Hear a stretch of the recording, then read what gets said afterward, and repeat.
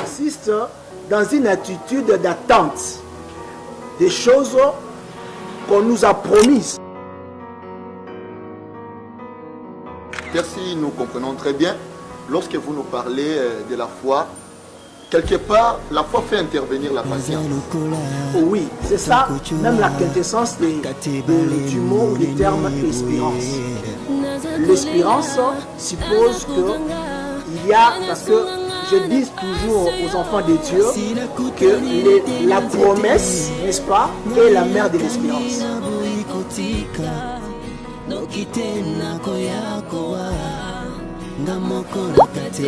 Pasteur, on vous attend de parler. Donc il y a des sortes de foi. Oui, effectivement, nous avons des sortes de foi.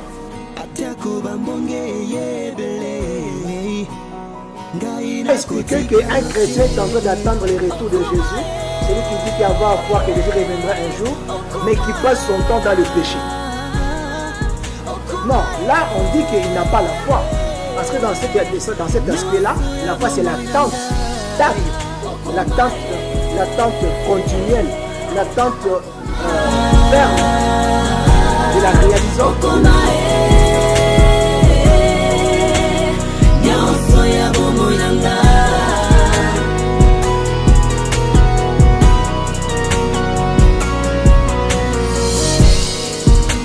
Avant que je ne sois sur cette terre des hommes, tu m'as aimé, tu m'as choisi. Dans ma vie, tu es comme le lion. Amis téléspectateurs et internautes, que la grâce de notre Seigneur soit sur vous, vous qui avez eu l'occasion de nous suivre dans ces jours. Espace ACFI TV, c'est un cadre que nous vous proposons destiné aux enseignements bibliques, aux prédications, aux émissions chrétiennes. Avec nous, vous allez passer des moments d'édification et de délivrance. Et l'espace ACFI TV reçoit pour vous aujourd'hui le révérend pasteur Nive Mboma, représentant légal des communautés des assemblées chrétiennes, familles, intercèdes. Nous avons voulu parler de la foi aujourd'hui avec le révérend pasteur Nive Mboma. Bonjour pasteur. En fait, nous voudrions savoir, nous également avec les internautes, sur la foi. Vous parlez de la foi. Nous voudrions savoir c'est quoi la foi. Merci frère. Bonjour chers téléspectateurs, chers internautes. Nous sommes là pour parler de la part de Dieu. Comme on vient de le dire notre frère, j'aimerais aujourd'hui parler de la foi, mais beaucoup plus dans le sens de ce que c'est la foi. Quand on nous parle de la foi. Ainsi, sans plus tarder, nous allons droit au but. Nous vous proposons une lecture. Nous allons dans le livre des Hébreux, au chapitre 10. Le livre des Hébreux, chapitre 10.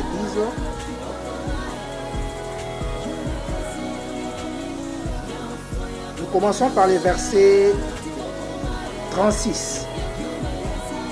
Car vous avez besoin de persévérance, afin qu'après avoir accompli la volonté de Dieu, vous obteniez ce qui vous est promis. Encore un peu de temps, celui qui doit venir viendra et il ne tardera pas. Et mon juste vivra par la foi. Mais s'il se retire, mon âme ne prend pas plaisir en lui. Nous ne sommes pas de ceux qui se retirent pour se perdre, mais de ceux qui ont la foi pour sauver leur âme. Ainsi, nous ajoutons le premier verset qui est la suite explicative du chapitre 10. Au verset 1, nous lisons: Or, la foi est une ferme assurance des choses qu'on espère, une démonstration de celles qu'on ne voit pas. Chers frères dans le Seigneur, ici, avant d'entamer notre sujet du jour, notamment concernant ce que nous entendons par la foi, nous aimerions d'abord parler de ces passages où l'auteur aux Hébreux est en train de nous donner un tableau, un parallélisme entre le juste de l'Ancien Testament et le juste du Nouveau Testament, ou encore, je pourrais dire, entre le juste de l'Ancienne Alliance et le juste de la Nouvelle Alliance. Et en second lieu, l'auteur est en train de ressortir la différence entre la foi de l'Ancien Testament et la foi, ou encore la foi de l'Ancienne Alliance et la foi de la Nouvelle Alliance.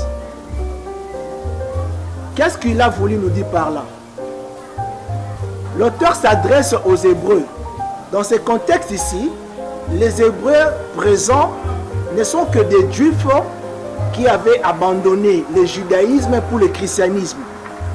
Alors, ils avaient du mal à entrer, à abandonner totalement ce qui est du judaïsme pour embrasser le christianisme. C'est ainsi l'auteur, par ce passage, leur fait voir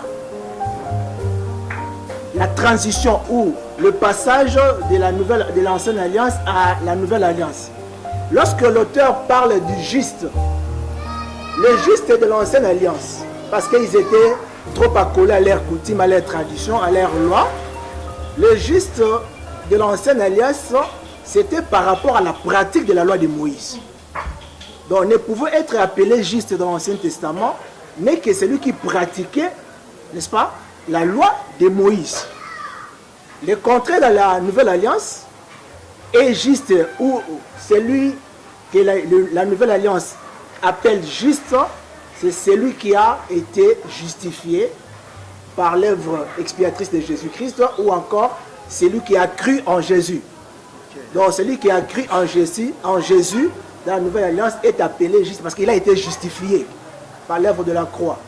Et en second lieu, l'auteur est en train de nous ressortir la différence entre la foi de l'Ancienne Alliance et la foi de la Nouvelle Alliance. La foi de l'Ancienne Alliance s'est basée beaucoup plus sur ce qu'on voyait, sur les organes des sens. Donc la foi de l'Ancienne Alliance faisait intervenir les organes des sens. C'est ainsi que Jésus avait du mal avec les Juifs, les pharisiens et les autres. Parce qu'à chaque fois, il lui demandait des miracles, parce qu'ils étaient assoiffés de voir avant de croire. Parce que simplement, l'Ancienne Alliance était basée sur les choses visibles. Et là, l'auteur était en face des Hébreux maintenant qui entraient dans la Nouvelle Alliance. Alors, il a fallu leur faire voir que si la foi de l'Ancienne Alliance s'est focalisée sur le visible, la foi de la Nouvelle Alliance ne se focalise pas sur le visible, mais beaucoup sur l'invisible. Vous vous souviendrez avec moi que Jésus a eu à stigmatiser les pharisiens par le fait de lui demander des miracles. Il leur a dit, vous proposez des miracles, mais il vous en sera donné un plus grand miracle par rapport à celui de Jonas. Et il y a encore, si vous pouvez vous référer à Jean chapitre 20, verset 29, Jésus est en train de stigmatiser la foi de Thomas. La foi de Thomas est le prototype de la foi de l'Ancien Testament. Lorsque Jésus était ressuscité, il est apparu aux disciples ou aux apôtres en l'absence de Thomas. Lorsque Thomas est revenu, on lui a raconté l'histoire et Thomas a dit, moi pour croire, c'est ça la quintessence de la foi juive. Moi pour voir, je dois d'abord, pour croire plutôt, je dois d'abord voir Jésus, voir ses blessures et introduire au moins mon petit doigt dans sa plaie, dans sa blessure, pour croire que c'est effectivement c'est Jésus qui était mort et ressuscité. C'est ainsi, le passage que je vous ai donné, Jésus lui a dit, Jésus voulait simplement stigmatiser cette erreur de dire que non, heureux, c'est lui qui n'a pas vu, mais qui a cru. C'est un peu ça la démarche de l'auteur aux Hébreux, de l'épître aux Hébreux, c'est-à-dire qu'il cherchait à ressortir cette différence-là. Je peux me récapituler, c'est-à-dire que le juste de l'Ancien Testament, c'est par rapport à la pratique de la loi de Moïse, et le juste de la Nouvelle Alliance, c'est par rapport à la foi en Jésus-Christ.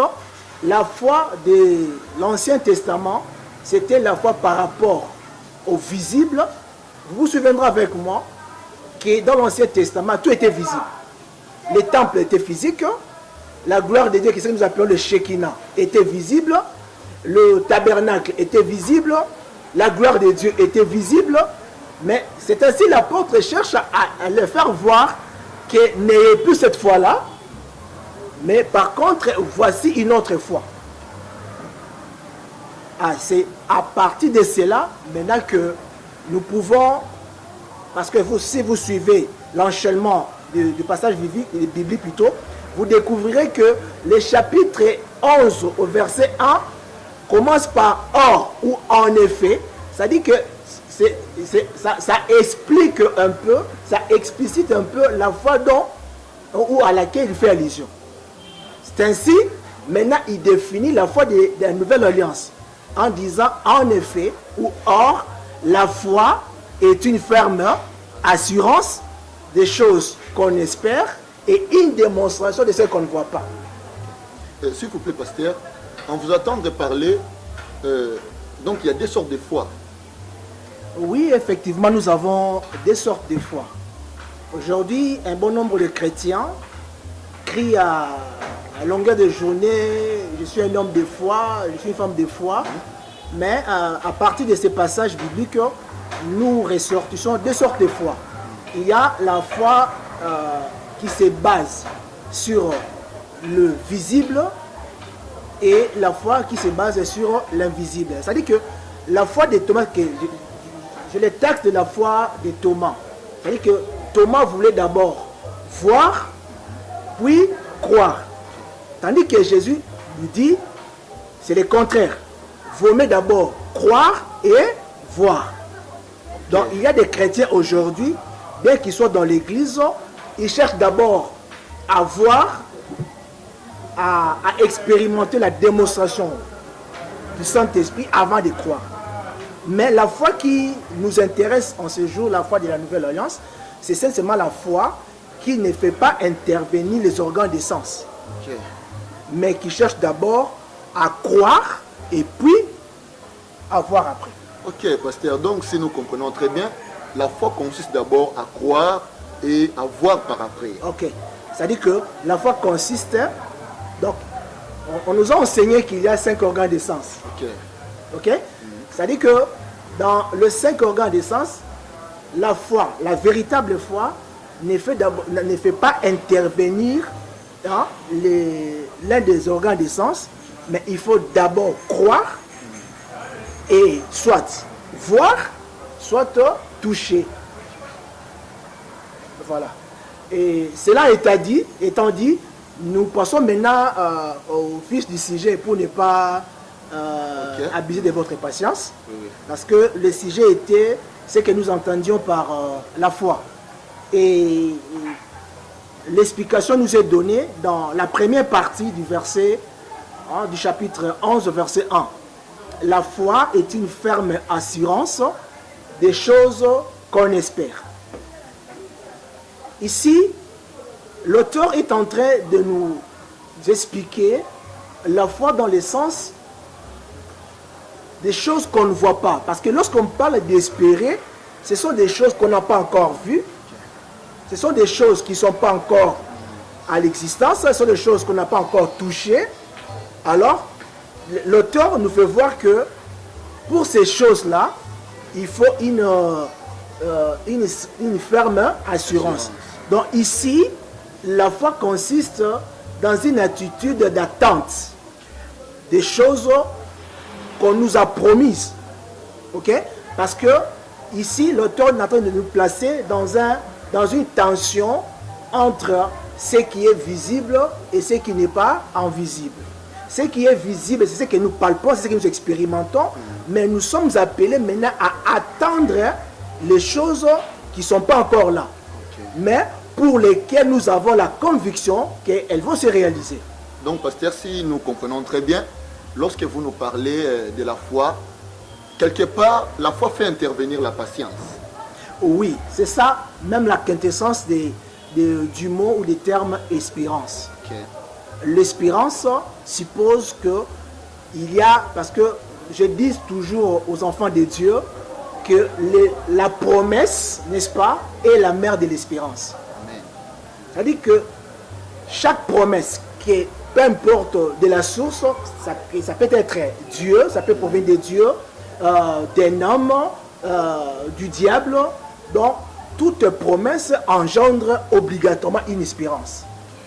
Ma soeur, tu peux avoir un fiancé. Lorsqu'il te promet le mariage, cette promesse-là engendre en toi l'espérance. Ok. Je peux avoir mon père, je peux être en face de mon père, je peux être en face d'un de mes chefs, de mes collaborateurs, d'un riche, d'un président de la République qui me promet quelque chose. Le fait déjà d'avoir promis quelque chose engendre en moi l'espérance. Okay. C'est pourquoi je dis que la promesse est la mère de l'espérance. Donc la promesse enfante l'espérance. Alors ici, nous ne sommes pas dans un cadre humain. Ici, nous sommes dans un cadre divin et biblique. Lorsque l'auteur nous parle de l'espérance, des choses qu'on doit fermement en être sûr, ces choses-là ne peuvent être autres que les promesses de Dieu. Parce que les promesses de Dieu, ce sont des choses qui sont dites non par un homme, mais par Dieu. Alors, lorsque Dieu nous promet quelque chose, comme tu es là, ma soeur et mon frère, Dieu t'a promis, Dieu t'a révélé sa promesse par des visions, par des songes, par des messages prophétiques. Dieu a entendu cela et cela a engendré en toi une certaine espérance. Maintenant, la foi ici intervient comme une substance de l'espérance. Ici, l'auteur est en train de nous faire voir la tension qu'il y a entre les promesses qu'on a entendues. N'oubliez pas qu'il est écrit dans Romains chapitre 10 au verset 17 que la foi vient de ce qu'on entend et ce qu'on entend vient de la parole de Dieu. Ok, c'est d'ailleurs la question que nous avons voulu vous poser tout à l'heure. Là, comment pouvons-nous posséder cette foi, avoir la foi? Ok, merci pour la question. Parce que d'emblée, nous allons nous dire ceci. Selon Hébreux chapitre 11, verset 6, nous avons une foi qui nous amène au devant de Dieu, dans sa présence. Et il y a une foi qui nous est imposée au sortir de la présence de Dieu. Je vais devant Dieu avec ma requête dans la prière. Et lorsque j'arrive, Dieu promet, il me dit par exemple que je t'ai exaucé, je te ferai ceci, je te ferai cela. Au sortir de la présence de Dieu ou au sortir de la prière, maintenant il m'est imposé une autre de foi à laquelle on fait allusion. Okay. C'est pourquoi la Bible dit, il faut que celui qui s'approche de Dieu croit que Dieu existe, okay, et qu'il est le rémunérateur de ceux qui le cherchent. C'est-à-dire que la rémunération, c'est ce qu'on attend de la part de Dieu. Okay, okay. Donc c'est là où nous sommes. Donc tu as entendu la parole de Dieu, Dieu t'a promis. Maintenant, nous sommes dans l'espace entre la promesse et la réalisation de la promesse. Ok? Donc, c'est de cet espace dont parle l'auteur. Donc, j'ai entendu les choses venant de Dieu et maintenant, je suis dans une ferme assurance que ces choses-là vont se réaliser. C'est ça la foi. Donc, si nous comprenons très bien, la foi vient de ce qu'on attend. Et lorsque Dieu parle, crée en nous, ou soit engendre en nous la foi. La foi. Okay. La foi dans le sens de l'espérance. L'espérance. Donc, j'espère que celui qui m'a fait la promesse va la réaliser. Okay? Alors, maintenant, cet espace entre ce que Dieu a promis et quand il va le réaliser, c'est là où intervient l'auteur. Okay. Donc, je dois avoir une ferme assurance des choses que j'attends de Dieu. Et cette attente-là, c'est dans ce cadre que l'auteur est en train d'attirer notre attention. Cette attente-là doit être une ferme, d'abord une ferme assurance. Ça doit être sûr que Dieu ne trompe pas. Donc le Dieu qui m'a promis n'a jamais trompé, il ne trompera jamais. Voilà le premier sens de ferme assurance. Donc je suis sûr de Dieu, je suis sûr que Dieu ne me trompera jamais. La deuxième chose, ou le deuxième aspect de la foi, c'est cette attente des choses que Dieu nous a promises. Comment mon frère, comment ma soeur, tu attends la réalisation des promesses de Dieu dans ta vie? C'est ça le problème. Tu peux beau prier, tu peux beau demander à Dieu, mais ce qui importe, c'est ta façon d'attendre la réalisation de la parole de Dieu. Comment tu attends la réalisation? C'est dans cet espace de temps-là qu'intervient la foi. Donc, dans une ferme attente une attente stable.